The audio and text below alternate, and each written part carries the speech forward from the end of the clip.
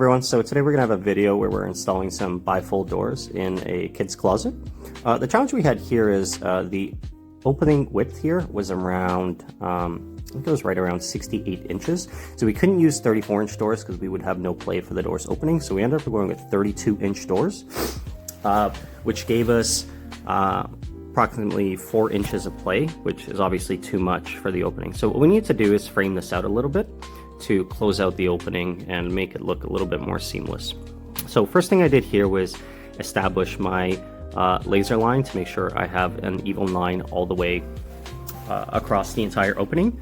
And I'm cutting out the section of baseboard and shoe molding where I'm going to be sliding in the additional piece of framing. This is relatively easy to do. You just have to be very careful so you don't mar up the flooring. And what I'm going to end up doing here is sliding in that section of 2x4 that I cut out to size and trim to make it look a bit nicer into here so that we close out the opening a little bit for the doors to have a more seamless close.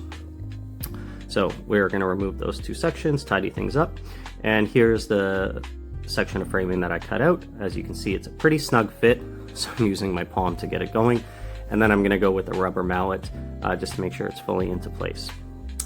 The alignment here is really important, and what I did was I used some adhesive on the back of it and drove a few brad nails through just to hold it into place while the adhesive set up.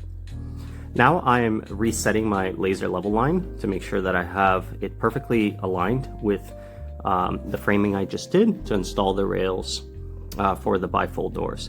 Alignment here is super important, otherwise your doors will close kind of wonky.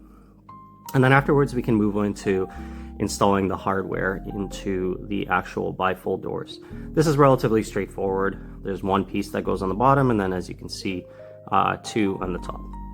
Next thing we're going to do here is we're going to install the bottom hinge bracket for the bifold door. We're going to do that on both sides, again using a laser line to make sure everything's perfectly lined up. Then we can start getting the door into place. So when you put in a bifold door, you want to get the top pin in place first, and then the bottom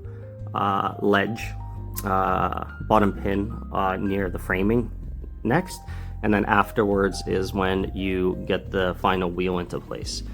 Here I'm doing just some additional framing, just using some shoe molding to finish up the look, and then I'm doing some caulking to seal up all the existing edges.